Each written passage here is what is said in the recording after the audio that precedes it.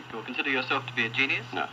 I consider myself to be an ordinary, humble person who wants to serve mankind with what man has striven for from the beginning of consciousness, with truth and understanding of the world.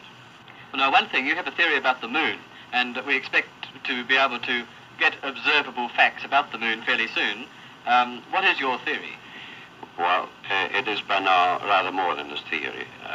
10 or 11 years ago, I stated to various scientists that the moon is not a piece of rock, but it is a plasma phenomena, cosmic plasma, and that this fact will eventually be confirmed. I made certain predictions which were already confirmed in 1958, and the situation now is coming close to a complete confirmation.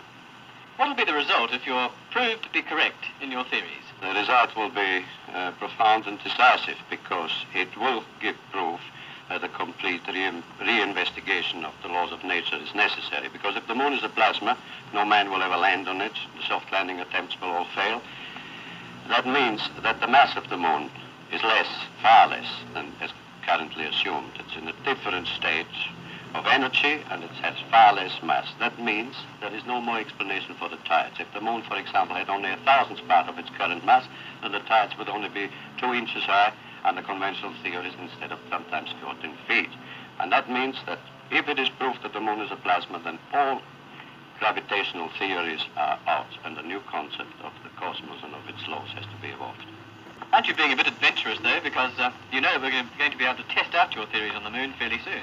Well, not anymore. 11 years ago, of course, it was rather taking a risk. I was considered a lunatic, of course, but by now the evidence, accumulated evidence, is already so much in my favor that I'm not taking any risks anymore. On the contrary, there is scientific views expressed all over the world now that the moon seems to be of a quite different nature of what was assumed.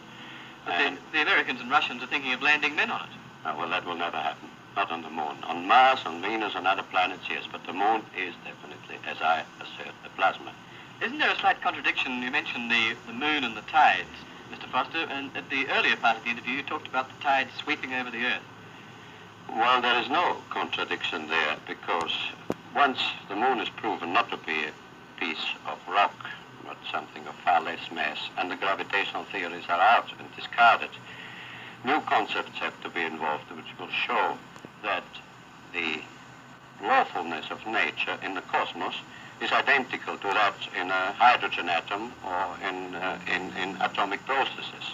And when this is understood and worked out in full, it will be found that the physical processes of the Earth are quite different in geophysics of what it is present assumed, and that lawfully in certain periods, mostly during the ice ages, which occur every 200 million years, and there is a reason for